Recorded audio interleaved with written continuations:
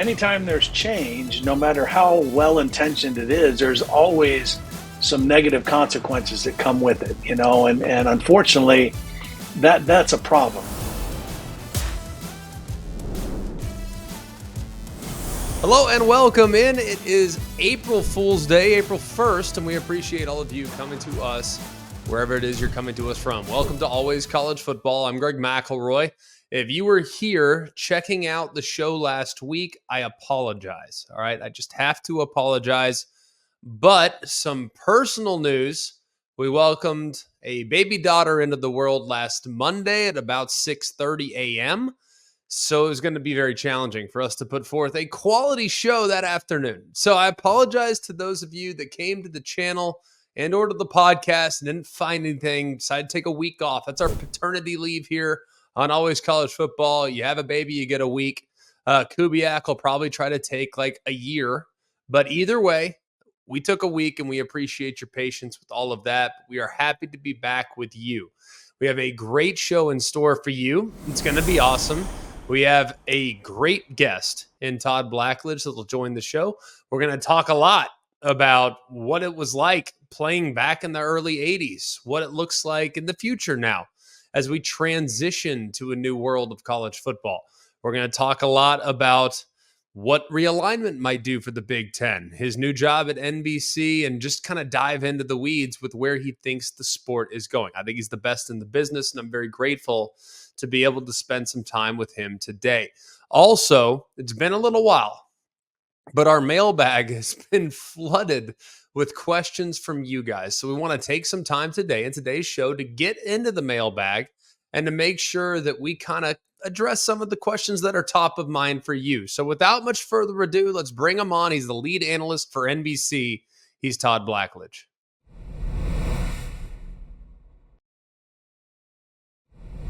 We welcome him in. He is NBC's lead analyst on their incredible broadcast last year. Launched it with Noah Eagle. I think he's the best in the business. I've said that before. I think there's a lot of people that agree with me. So we are proud and excited to welcome in Todd Blackledge. Todd, what's going on, my friend?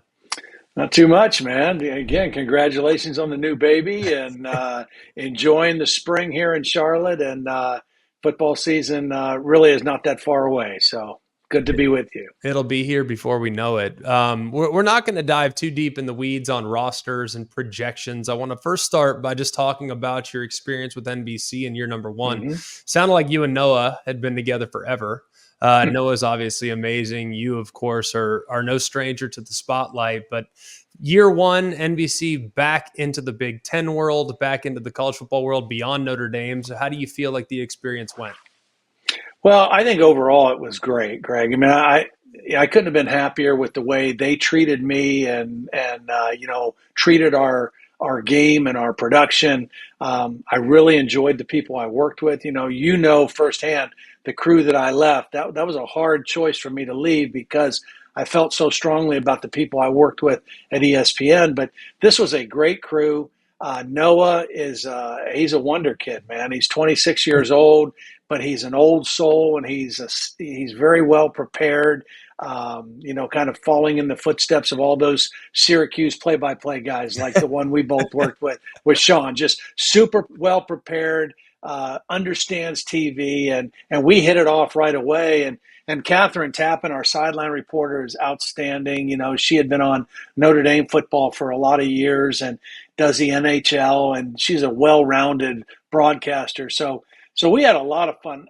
The only thing that was a downer a little bit was we didn't have great games all through the season. Yeah. And part of that was it was kind of twofold. It was NBC's first year in, and Fox kind of drives the train with the Big Ten. They're the bigger invested partner. And I think they kind of finagled their way into getting all the big games last year. I think this year our guys selecting games will be better positioned to do that. And I just think the fact that we're adding these four teams from the old Pac-12 will make it for more good game possibilities for everybody, because CBS will be a full partner now with the Big Ten starting this year as well. So I think those four new teams are going to open things up for everybody. Yeah, the addition of those four, and to be honest with you, like SC, of course, UCLA, all right, I mean, those two originally, but with the resurgence of Washington, with the Yeah. steady hand that's Dan Lanning in Oregon, they're not going anywhere. I feel like the addition of the final two took the new additions to a whole new level. Yeah. So it's Well, just, I agree. I Yeah, mean, I it's agree like, because I would even go so far, and people in my alma mater would maybe not be happy to hear this, but Penn State has for the last several years kind of had that feeling of being the third best team in the Big Ten. They haven't sure. been able to find a way to beat Ohio State and Michigan. I'm not so sure they're not the fourth best team in the Big Ten right now with Oregon coming in. So I think it bolsters the whole conference. And, I talk about Penn State, new offense and defensive coordinators coming in. So it'll be really interesting to see, just how things shake out this year. No, it'll be fascinating. Look, realignment's one of the topics I wanted to hit with you. Yeah. And it's uncomfortable. I mean, it just is. I'm not gonna try to put lipstick on a pig. It's uncomfortable, but you're a traditionalist. When you were at Penn State, you were an independent. Yeah. You played games on a weekly basis that were comparable to that of what Notre Dame plays now, where every week you're playing a top tier team. And I'm hopeful that the realignment, while uncomfortable and totally getting rid of geographical footprint, I do think that it's going to provide better matchups in the long term. And ultimately, that's going to drive people to our sport. So, just your overarching thoughts on realignment and what it might mean for how we consume the sport moving forward. Well, I think it's one of a couple things that are affecting our sport that leave you with the final answer of things are never going to be the same. It's Mm-hmm. not going to go back to any years or glory years that we may think when it was really great. I mean, college football is different going forward from now on. Whether it's the realignment, the NIL, the transfer portal, those three things have changed everything about college football. So, you know, and to think that it's over, I mean, is very naive. I mean, it's not over. I mean, you've got Clemson and Florida State, bringing up lawsuits and trying to figure a way out of the ACC. We saw what happened to the Pac-12. What's going to happen to the Big 12 and to the ACC is kind of the next big questions, because clearly the Big Ten and the SEC are at a different level. They're at a different level from a power standpoint, from a financial standpoint, and they're not going to slow down anytime soon. It certainly doesn't seem like they will. I am curious, though, just kind of how you assess the Big Ten versus the SEC rivalry, because I think from the outside, it looks as if there's this tug of war going on, and the SEC is trying to power grab, and the Big Ten's responding to the SEC and then countering and maybe upping the ante by adding Oregon and Washington. Do you think there is that rivalry that actually exists between the conferences, or is that more for us as fans? Yeah, I don't know if I see it as a rivalry. I think there's mutual respect, and I think that they, Greg Sankey and Tony Petitti are both really smart guys who have made some really shrewd decisions here in the last. Well, Petitti's just been on the job a little over a year, inherited it from Kevin Warren, and Kevin Warren kind of started the whole Big Ten move for, with the networks. But I think they both realize, look, we together have a good thing going, and it may appear like a rivalry, but I think they help each other as well. I mean, I think the fact that they are kind of moving in lockstep ahead of the pack, I think they benefit from each other. And you also, having played and won national championship and been around championship caliber teams, and now to see us moving into a playoff era that involves 12 teams, do you anticipate it watering down the regular season that we've become so fond of over the years? And ultimately, is the expansion good for the sport moving forward? I hope it doesn't water it down. I mean, my first reaction is I don't think that it will. I think you'll still have teams that will be, trying to get a bye, right? You'll still have teams that will want to get a home playoff game at their own stadium, which I think is going to be great for the sport, which we have not had. And so I don't think that it will. But I guess only time will tell on that as well. But I still think that our regular season will still be meaningful and powerful. The thing that's going to continue to be impacted negatively will be a lot of the other bowl games. Yeah. I think the playoff will be fine, whether it's 12 teams, 14 teams, whatever. But those other bowl games are the ones that are going to kind of feel the consequences in a negative way. Yeah, I think for all intents and purposes, they become. If you gamble on the sport or you just love the sport, then sure, like that, like you're gonna watch, and it's gonna be hard to make people think, "Oh man, this Gasparilla Bowl, the outcome of this one, Right? this has big implications on what these teams could be in the future." And I'm not picking on the Gasparilla Bowl; I'm just using that one as an example. But it's just, I do think the bowl games will certainly feel the effect. The NIL world is something that is foreign to both you and I, even though we played in different generations. I think about how it would have impacted my experience. I would like to think it impacted for the positive, but I don't think it would.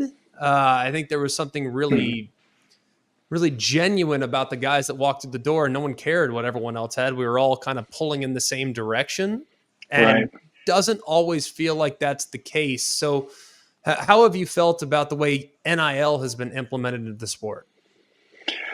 Yeah, I have mixed feelings. I'm all in favor of guys making something, because you and I were both around so many guys that we played with that came from nothing, and they had nothing in their background. So, and, these schools and universities and conferences are making millions and millions and millions of dollars. So I think I'm all in favor of it. I do believe that when they first came out with the idea of NIL and the first time that they brought it out, it was intended to reward players that were performing and playing and already in school. It was not intended to use to collect these coffers of money to go out and get recruits, and I mean, or poach people from other rosters. And that's, anytime there's change, no matter how well-intentioned it is, there's always some negative consequences that come with it, and unfortunately that's a problem. I think the poaching of rosters is a problem. I think, offering, $1 million, 6-7 figure deals to kids that haven't even stepped foot on campus yet is a problem. We used to punish people for cheating in recruiting. Now, in a sense, it's kind of legal, so, but I guess part of me is a traditionalist and an optimist, and maybe you're the same. I still want to believe that there are a lot of players out there that they aren't just looking for the best deal financially. They're still looking for the best fit. Where's the best culture for me? Where's the best place I can go to be developed as a player, as a person, to maybe have a shot at the NFL? And where can I play for a championship? Where can I go where I can compete on a great team and have a legitimate chance to play for a championship? And so hopefully there's still enough people that are making decisions based on that. I think there's a handful. I would like to think it's a majority. I think I'd be naive in thinking it's the majority. And frankly, if I were 18 and I can put 6 figures in my pocket, I'd probably do the same thing. That's potentially life-changing money. So I certainly understand. I think you and I are on the same page as it relates to NIL, where it's a necessary evil, but there are aspects that are very much evil that have been brought into our sport. When you talk about competing for a championship and the inclusivity of a 12-team playoff, Penn State, I think, is a great example. A team that's just been on the outside looking in on multiple occasions, been to a couple Rose Bowls, has done a lot of good things, but just hasn't quite been able to get over the hump. Now, I think Penn State's probably the team that's going to benefit maybe more than anyone else in the entire country with the new format that we have in the playoff. But is it ultimately going to lead to championships? That's the question I have. So when we look at the 12 team and the inclusion's great, but is it going to change who ultimately brings home the trophy at the end of the season? Yeah. Well, okay, you brought up Penn State, so let's just use them for an example. Let's say they do find a way in now with an expanded playoff field. The bottom line is they still have to beat teams the caliber of Ohio State and Michigan, which they have had trouble doing. So in order to win a championship, you're still going to have to find a way to beat those teams that you either have equal talent to or maybe not quite as good a talent as. You've got to find a way to win those games. And so I think it'll be great to be able to have an opportunity to get more teams in. But you still have to play your best football at that time of year. I mean, that we see that in the NFL every year, and with an expanded field and more games, playoff games, that's when you need to be playing your best football. Yeah, and I mean, NFL has expanded to 14 teams in the playoff, and Pat Mahomes still wins every year, or right, Tom Brady, right? Right. So it's a pretty safe bet. When you kind of fast forward and we look at the Big Ten a couple years from now, Ohio State with I think it's funny because it's almost like Ohio State had to see Michigan win it for them to say, all right, that's enough of this. All right, we're going all in. We're going to get all these players. We're going to still retain all of our coaches. We're going to go get Chip Kelly. He's going to be our OC.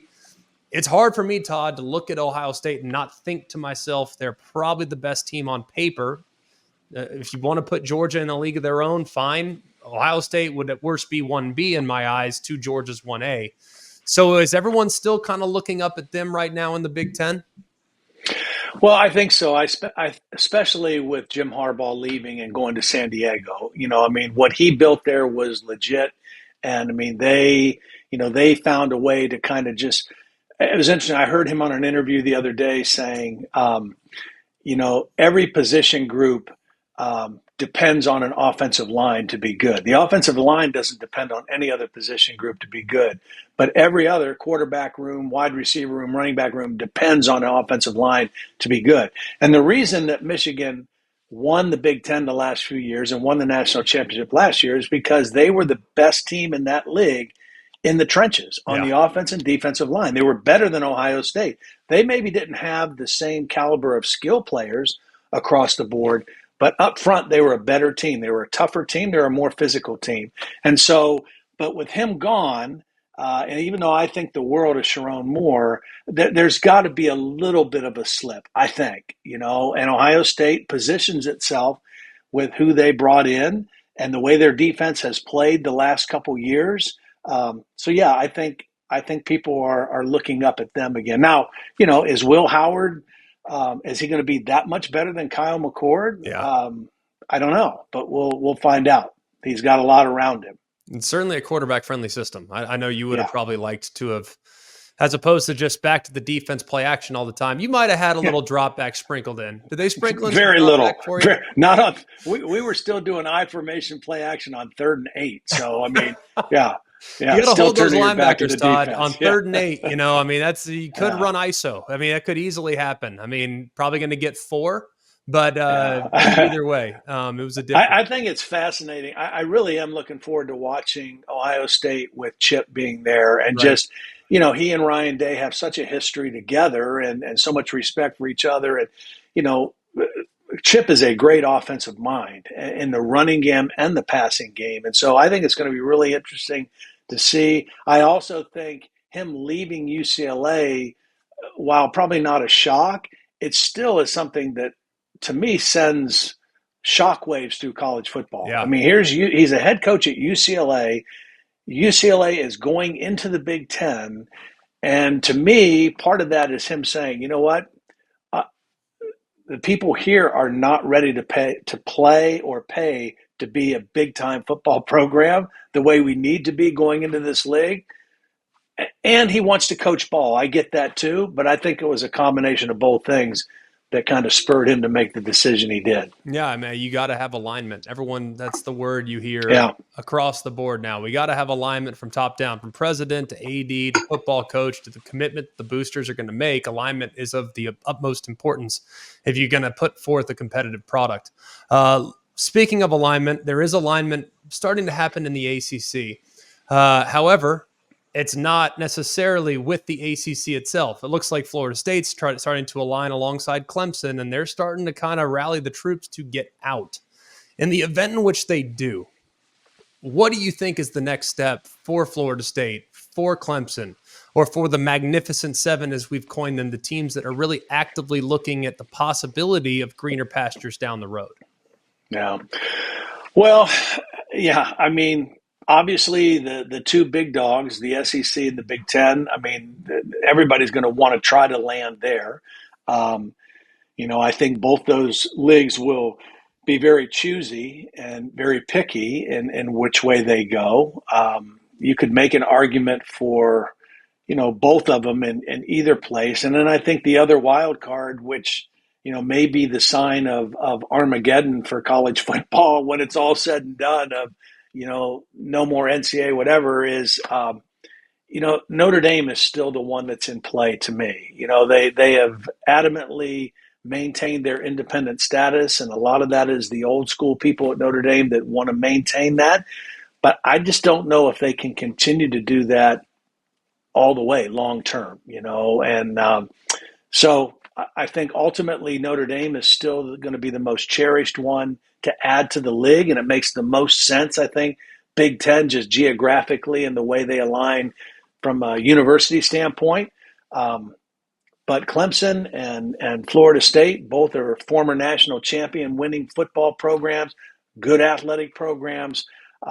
North Carolina is a very attractive school as well.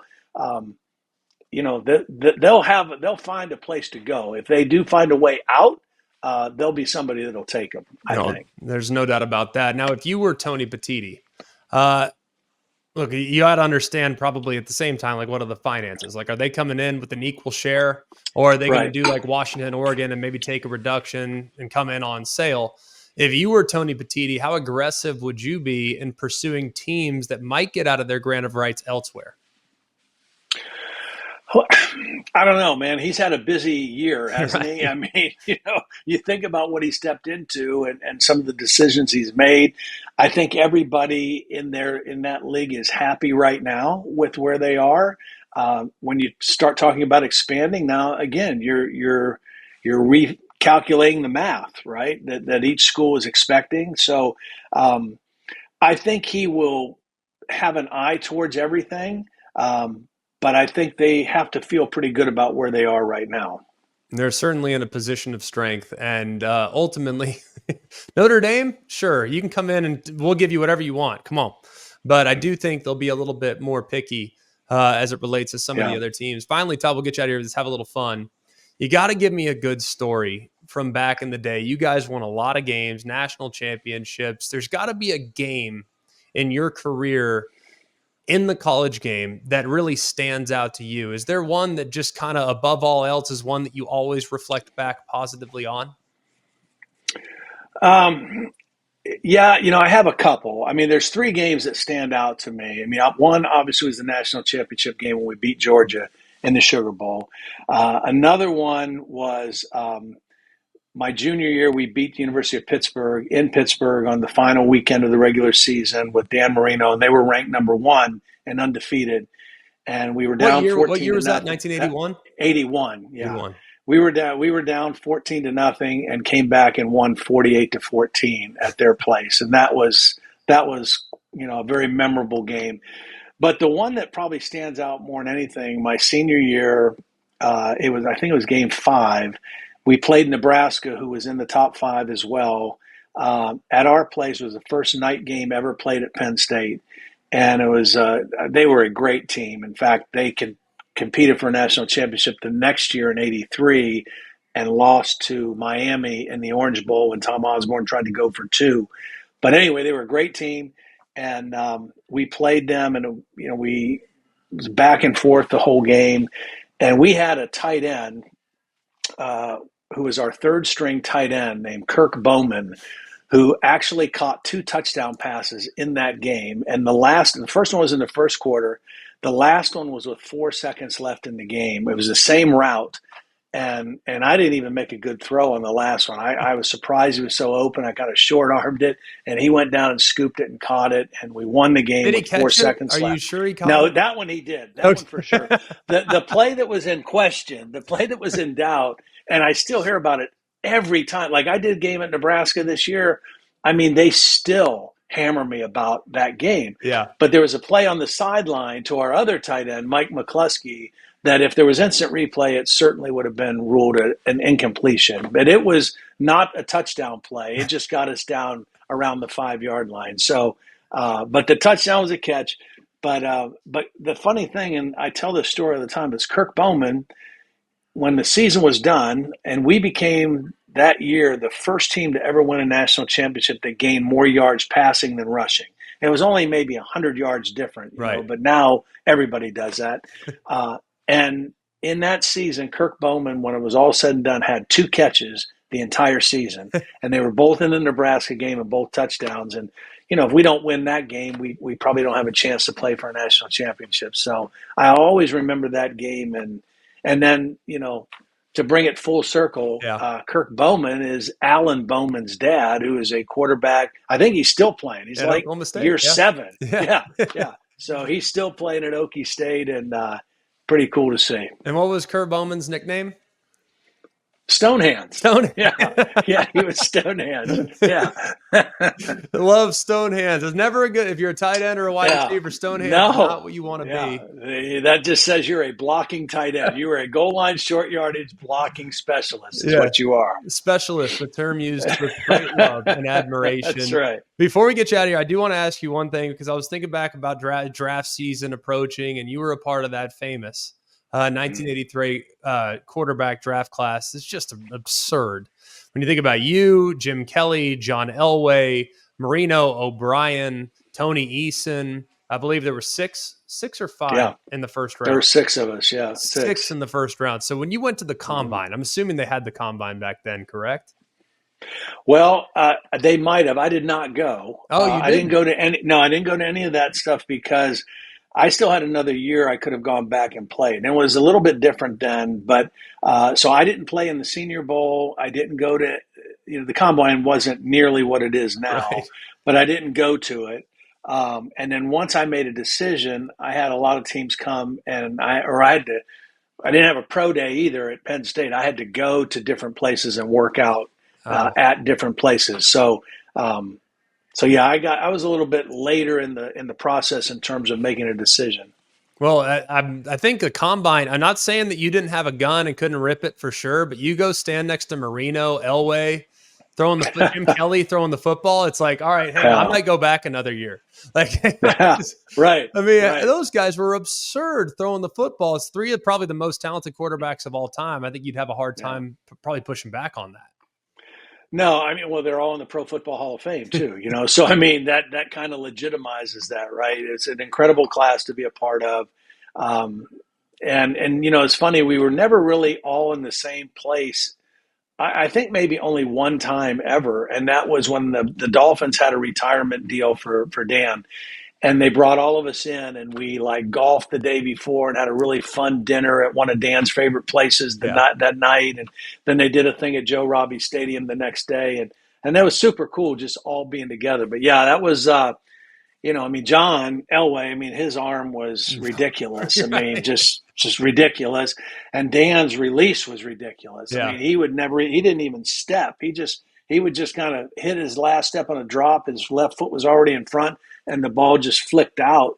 His quick release was unbelievable. And, Jim Kelly was a Western PA guy that, they tried to recruit to Penn State as a linebacker, and he wanted to play quarterback, and, went to Miami and had a great career. So, those were 3 of the best for sure. Insane to think. When you guys were was there any smack talking still being had between the 48-14 beatdown you put on Marino? It had to have been. No.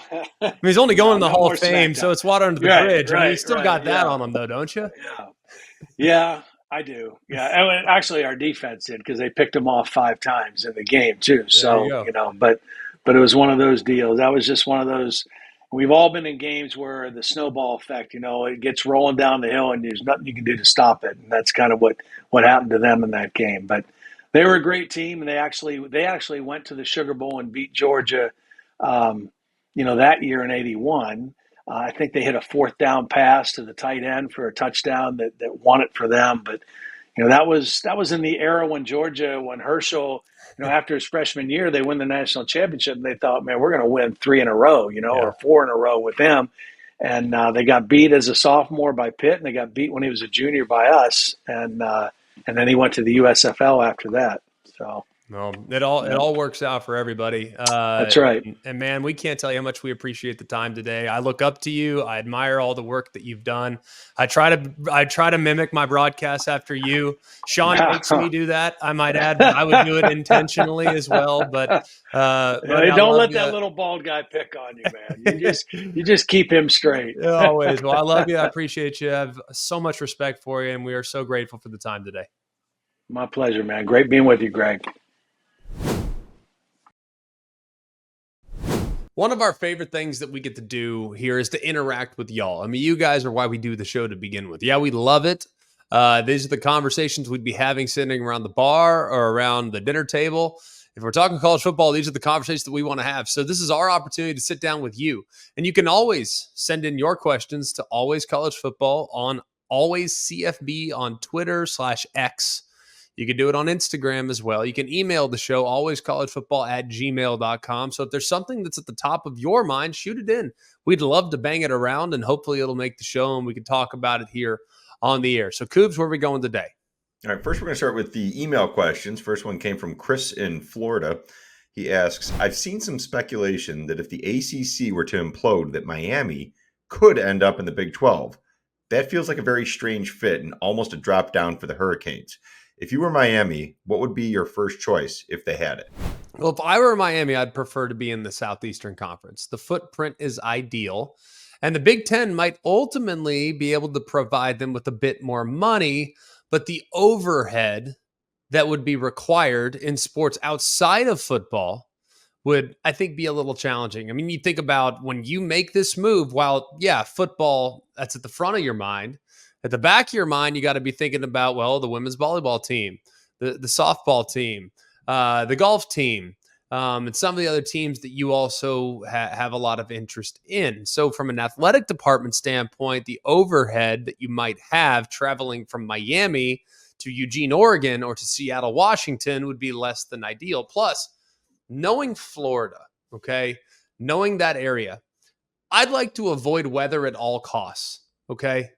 If I'm a football team and I want to put forth a competitive product, and I'm the Florida Gators, the UCF Knights, the Florida State Seminoles, the Miami Hurricanes, the USF Bulls, I'm probably FIU, FAU, you know who I'm talking about. If you're in the state of Florida, you don't want to play in snow, right? How do you think it would go, just, hypothetically speaking, if there was a non-conference game for FAU, and they had to travel to and play a MAC team in Maction, and they had to go to Buffalo and play in November? How do you think that's going to go for them? Probably not great. Well, think about some of the places if Miami were to join the Big Ten.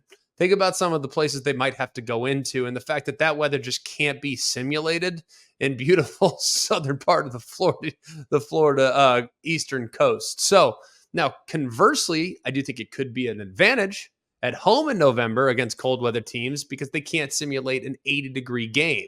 So I think it goes both ways. But as far as cost and efficiency, I think the SEC would be the most logical destination for the Miami Hurricanes in the event in which they were able to realign. All right, next one comes from Bob in Pennsylvania. He asks, Riley Leonard had his second surgery while at Notre Dame. Do you think the Irish can depend on him for a full season? And if not, is their backup QB good enough to make a playoff push? Well, first and foremost, it's going to be very difficult for me to forecast how the playoff's going to look and how the committee is going to treat Notre Dame. I think they'll get not preferential treatment, but Notre Dame at times has been given I would say a slightly longer leash than some other teams, right? Especially against being measured against G5 opponents, being measured against a team that didn't win their conference but had one loss or so. Notre Dame, I think, is always going to be viewed very favorably because they play a challenging schedule. They have really demanding road trips that they often take from coast to coast. So I think Notre Dame is always going to be in a really strong position to be in the playoff conversation. The problem is you lose your starting quarterback. I don't care how good your backup is. It's going to be very difficult for the committee to wrap their head around it. We saw that last year with Florida State. We also think about, too, the tightrope procedure. That's what he had. Now, he had the ankle injury last year. Remember, he got injured, I believe it was against Notre Dame, if I'm not mistaken. But he got hurt against Notre Dame, their final drive. And in one of those surgeries, and I'm not a doctor, but I'm familiar enough with the tightrope procedure to know that it's one of those strange surgeries, not that dissimilar to Tommy John, where the injured body part actually comes back stronger than the naturally occurring ligaments. Okay. So his ankle, in theory, will be stronger prior to the injury taking place. That's the beauty of the tightrope procedure. And the only problem with the tightrope is that sometimes you can come back in 3 weeks. Other times it takes 8 weeks. Like Tua Tagovailoa came back in like 17 days post-op. And then last year at Georgia, their right tackle under Armarius Mims underwent the tightrope procedure and was out 8 weeks. So that's the only thing that's a bit challenging is just the timeline for you to get back. Now, in the event in which Riley Leonard can't go, knock on wood, right? Knock on wood. I actually like their prospects behind them. Now, Steve Angeli is not going to blow you away. He doesn't come in with some ridiculously high ceiling, doesn't come in with that 5-star hype that you're going to have at other places. But think about the efficiency. Okay? Now, his career stats, while not mind-blowing, are pretty dang impressive. The guy is a 77% career passer. He's thrown for over 500 yards, 7-to-1 touchdown to interception ratio. And while it's a small sample size, it either took place in garbage time or in the Sun Belt against a heavily depleted Oregon State team. But hey, when he's been in there, he's been good, right? Now, I'm not going to sit here and pretend like this is a quarterback competition. I fully expect Riley Leonard to be the guy, but in the event in which Angeli is thrust into the lineup, I think he's better than Drew Pine. I think he's better than some of the options that Notre Dame has had to go to in the past. And then as far as future quarterbacks, you look at what they have looking down the line a little bit, whether it's Kenny Minchie or CJ Carr. In the event in which those two guys can get in front of Angeli, then those guys were pretty highly regarded. And hopefully by the time they could get thrust in the lineup, will have developed enough to be the quarterback of the future, more than likely starting in 2025. But I think Angeli's not going to go down quietly. I think he's a lot better than Irish fans might think. And he would be a guy I would absolutely want on the roster because he's a veteran that has played and has played well when given the opportunity. All right, last mailbag question from the emails comes from Josh in Boise. He said, one of the pillars of the new playoff system is automatic qualifiers and the highest rated G5 champ. If the FCS is able to crown a national champ, why doesn't the G5 do the same thing? If the ACC and Big 12 are worried about falling behind the Big 2, how much further will the G5 fall? Outside of Boise, pretty much every G5 that has sustained success for the most part has moved to the Power 4 already. UCF, Cincinnati, Utah, TCU, Houston, to name a few. Why not just crown a G5 champ and maybe say if you're ranked in the top 15, you can opt into the big boy tournament? I love the idea, Josh. Now, the problem with this idea is that there is still a large section of the G5 that doesn't view themselves as a tier below. And if you just look at some of the comments made by soon-to-be retiring commissioner Mike Oresco from the American, who I have the utmost respect for. I think he's a phenomenal commissioner, has had bad hand after bad hand after bad hand dealt to him.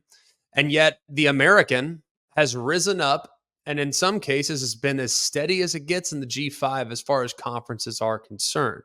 Now, they got totally raided again the last time realignment went down with UCF, Cincinnati, Houston. They're going to get that every time. It's happened multiple times for them. So I look at it, and if I'm the G5, and it's going to take a couple years, Josh.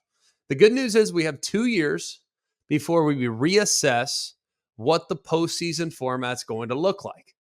So we have 24 and 25, and then everything gets thrown out the window in 26. Now there's talks of a 14-team model. There's talks of the multiple automatic qualifiers to the Power 4 leagues. There's all those talks, but nothing's been determined just yet.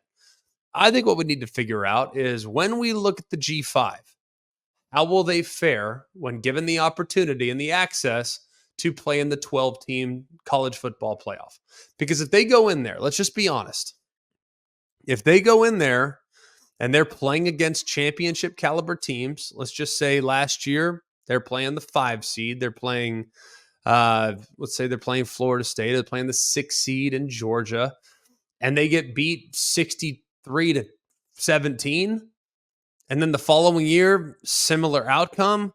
Are we going to acknowledge that there is a gap that has widened in the era of the portal? Are we going to acknowledge that there's a gap that has widened in the era of NIL?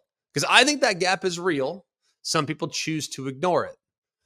I personally, if I were in the G5, I would like to play against teams that are similar to me. Playing against a team, if you are, say, Boise State, with your budget being what it is, to me doesn't feel fair to be playing against a team like Ohio State, whose NIL is higher than that of your entire football operating budget. It doesn't feel fair to me. So I personally would rather be the group of 5 champion, the G5 champion, as opposed to going to the playoff and getting my teeth kicked in the first round. So let's just see how things go in the next 2 years. We could all be wrong. And we could see a G5 team go into a first round matchup and beat the Power 5 team. That would change my thought process. But right now, with how we're seeing the G5 and how many guys are getting taken from those rosters and being thrust into the Power 5 and becoming immediate difference makers, they've almost become kind of like a feeder program for the top dogs that have deep NIL war chests. So let's just see how things work out. But I hope that at some point we acknowledge that that gap is just a little bit too big. The G5 adopts their own playoff model and the Power 5 adopts their own as well. All right, a couple things on Twitter that we want to get to as well. The first question comes from JD. 2024 is a season of change with realignment, expanded playoffs, and of course, the transfer portal with familiar faces in new places. Of all those things, what are you most excited to see? It's realignment for me. The intrigue of new matchups is something that has had me fired up for years. Now, a lot of people have been very sour on realignment. I've been kind of excited about it. Not because I want to see historical aspects of the sport just shredded and burned to the ground. Yeah, that disappoints me, but there's nothing I can do about that. So I'm trying to find the positive. But the idea of seeing Texas and Oklahoma with an SEC patch has me really fired up. To see Oregon, Washington, USC, and UCLA with a Big Ten patch has me really fired up. I also think too, man, you think about SC playing in snow, okay? The idea of seeing Oklahoma take on Florida. Think of the matchups that we're going to see that we just don't get very often. And now that's going to become the norm. So realignment is by far the thing that I'm most excited about. But if I had to give you a number 2, I'd say I'm really interested with the playoffs. But more specifically, I'm very excited about the home playoff environment. In particular, I want to see a Southern school playing on the snow in a road playoff game. I think that would be really, really cool. So a lot to be excited about here in 24, but those would be 2 things that are at the top of my list. Let's go next to Steve. Who has the best chance to become the next first-time national champion in the newly expanded college football format? Now, I think there's layers to this question. Now, are we talking the first-time champion that has never won a national championship? Or are we talking a first-time college football playoff national champion? I'll go with the first one. I'll answer both questions. For the first one, I'm going to go with the Oregon Ducks. Now, this might actually be the year that they do it. Likely a top 5 team in the preseason, so they'll be in great shape. The Big Ten has such a heavy emphasis, though, on the line of scrimmage. I'm just really interested to see their athleticism coupled with how good they are along the line of scrimmage. I do think they're much better in the trenches than people realize. I'm really fascinated to see how Oregon handles what should be, I think, an upgrade in challenge with the teams they're going to play week in and week out there in the Big Ten. So I'll go with Oregon. They've never won a national championship, but I think of all the teams that haven't won one, they're in the best shape to do so, hopefully in the near future under Dan Lanning. Now, the answer to the second question, that's a team that has not won a national championship in the college football playoff era. So the list is pretty short amongst teams that have won one with that big gold trophy. All right. Ohio State, Alabama, Clemson, LSU, Georgia, and Michigan. That's it. Those are the only teams that have won a national championship in the CFB era. So for that one, I'm going to go with the Texas Longhorns. Now, Sark has it cooking. Now, you can make a case that they had the most complete team in the sport last year. Now, while it will be a significant step up in competition week to week in the SEC, I think Texas's resources, understanding of NIL, an innovative coach that has been really excellent in the portal and on the recruiting trail, it just feels like for Texas, it's only a matter of time before they win a national championship yet again. So Oregon and Texas would be the two teams at the top of my list. Oregon having never won a national championship, and Texas having won one, but not in the current era. Let's go next to Zach. Expectations for Deion and the Buffs this year. Will they make the hype? I'm going to hold out hope until I know for sure that they are improved along both lines of scrimmage. Now, Colorado's offensive line play was as bad as it gets. They could not open up consistent rush lanes. They couldn't keep Shedeur Sanders upright. The run game averaged less than 2 yards per carry. Part of that is because of sacks. And just so you know, their quarterbacks were sacked 56 times. Now, they did infuse quite a bit of talent along both lines of scrimmage. Now, during the offseason, Colorado added 6 offensive linemen, including some highly regarded prospects like Tyler Johnson and a class of 2024 5-star prospect in Jordan Seaton. Add in Tyler Brown, and the Buffaloes had the makings of a talented group, but will they be cohesive enough to be able to take the next step? You also think, too, and I thought this quote was telling from Deion Sanders. Last year, we were 7 points away from 7 or 8 more wins. We just didn't know how to win. We got our butts kicked twice. Several of those games we could have won. We could have definitely been a bowl team. We've made noise, but now we're going to make some sounds. That's great. Yes, you were very, very close in several games. The Stanford game comes to mind. A few others down the stretch where I thought they played a little bit better on the defensive side. But we've heard that before. How many times have we said in the last few years, well, Nebraska, hey, they've lost a lot of close games. That thing's going to flip. Well, close losses don't always flip into wins the following year. So while I think Buffs will be better, the hype is going to probably have them in the preseason top 25. It'll probably have them as a fringe, dark horse, college football playoff contender. I don't think that's likely. I think they'll make some noise. I think they'll be an exciting team to watch, but I think 6-7 wins would be a great step in the right direction for Deion here in year number 2. Finally, we'll go to Jackson ATL. Who will be the most surprising team this year? Similar to Washington and Missouri last year and TCU 2 years ago. I'll give you a couple, all right? A few. And I always kind of like to look at returning production and teams that were close but not quite there just yet and had some ups and downs. Because if you can find consistency, then you have a chance in every game.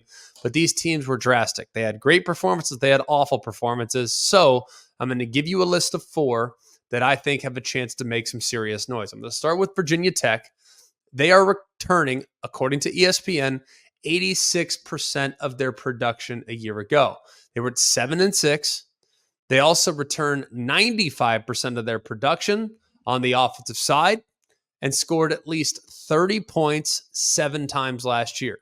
So when you think about this, and you think about the ACC, we know the pecking order. We know it's going to be some order of Clemson, Miami, and Florida State. However you stack them up, I think they'll all be really, really good. I think 2 of the 3 wouldn't be shocked at all if they're within striking distance of the playoff.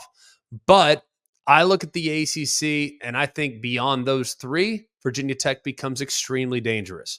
NC State will be good. North Carolina, I still think will be good. I think Virginia will be improved. I think Syracuse will be improved. I think there'll be a bunch of teams in the league like Georgia Tech that are very, very dangerous. I think Virginia Tech is absolutely one of those teams. And if their offense is as good as I think they can be, then they have a real chance to make some noise in a conference that feels at times a little bit gettable. We'll go next to Texas A&M. Now, Texas A&M is actually 18th in returning production in 2024, which is surprising too, because when I'm thinking about when Jimbo Fisher was fired and they had some turnover, man, it felt like they lost a lot of guys in the portal, didn't it? Felt like they had so many guys jump into the portal, Walter Nolan, a few others, Evan Stewart. I mean, a bunch of guys that decided to jump in the portal. It's like, well, man, shoot, who's going to be on the field for the Aggies? Well, yeah, they lost 20 transfers in the portal, but a lot of those guys were backups. And sure, yeah, they had some guys down on the roster. They did have some impact players decided to go, but they still bring back some guys that are legit difference makers. I also think, too, the guys that they added in the portal might be pretty good. And I think about what Mike Elko did in his first year at Duke. And the roster that he's inheriting at Texas A&M is far more talented than the roster he inherited at Duke. You think combination of a really, really strong schedule last year. They were also 0-4 in one-score finishes, meaning you look at the 7-6 record, they were probably even a little bit better when you take into account some of the metrics that you would use when considering a jump up the following year. So I think Texas A&M has a chance to be very dangerous this year. Iowa State would be another one that I think has a chance to be really good. Think about the Big 12 in general. And the other team that I'm going to mention is also a Big 12 team. The big bad Oklahoma and Texas Longhorns, Oklahoma Sooners, Texas Longhorns, they're not there anymore. So now, how's it all going to stack up? I think Iowa State's in a really good position. They really only have 2 offensive starters to replace on a team that rebounded pretty well from 2022. 2022 was awful. They had to replace a couple pieces on defense, but they're actually number 2 in returning production in 2024. Matt Campbell, look, he's not going to be a guy that does a lot in the portal. That's just not really who he is, but he did go to Louisiana Monroe and get a legit difference maker off the edge defensively in Kennard Snyder. So this is the most experienced team in the country in 2024 and one that could definitely be a factor in the Big 12, knowing we're not sure exactly how this new look Big 12 is exactly going to shake itself out. The other one that I would take into account are the Utah Utes. They're 16th in returning production this year. And you think, too, about bringing back Cam Rising. Missed all of 23. And he is a guy that's thrown for 3,000 yards in 2022. Ton of experience on both lines. Really good linebacker core. Plus a couple of difference-making transfers in the back end in Alakai Gilman and Georgia Tech's Keenan Johnson to replace some outgoing starters in the secondary. They could be loaded in their first year there in the Big 12. People thought they were a fringe playoff team last year, but that was because they had so much faith in Cam Rising and the program that Kyle Whittingham's built. Now they move into the Big 12, and I think there might even be a little bit more upward mobility in the Big 12 than there was in the Pac-12 last year. Thanks so much for being with us. We so greatly appreciate you.